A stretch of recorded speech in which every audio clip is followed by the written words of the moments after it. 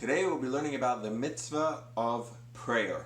The verse for this is what it says, Va'avadatem et Hashem Elokechem, and you should serve Hashem your God, which the Sifri explains is referring to tefillah, prayer.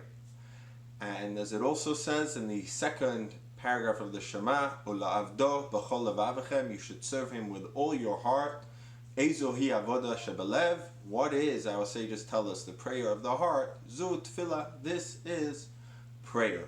It used to be, all the way from the times of Moishe Rabbeinu up until Ezra, that prayer was a mitzvah for someone to do once a day. Didn't matter how long, didn't matter what time of day. And it would be that a person had a request, they would have their request which they would ask for Hashem, they would thank Hashem, and that was it.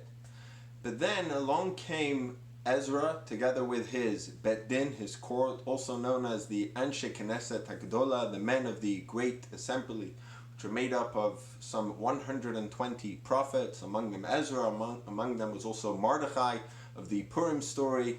It was for a span of some 200 years around the Second Temple era.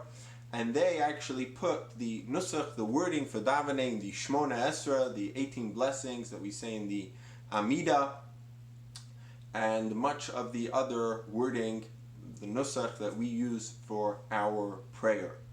And it was also instituted that we should pray 3 times a day.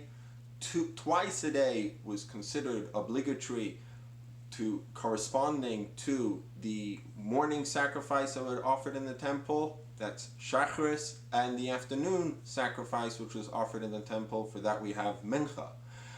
And then there was also a third prayer which was Ma'ariv, which everybody has already accepted upon themselves as if it's also obligatory, and now we have 3 prayers every single day. The word in Hebrew is tefillah, commonly translated as prayer, but really tefillah actually means connection. Because the idea of davening is that we're supposed to use this time to connect to Hashem. It's not just about requesting and asking for one's needs. But it's not a coincidence that we use this time to ask for our needs, because unlike the connection which is achieved through the study of Torah, the connection which is achieved through prayer is to connect with Hashem on our level, with us, with our circumstances and our day-to-day lives, with the needs which we have. Hashem wants us to connect, to involve our whole lives and connect that with Him.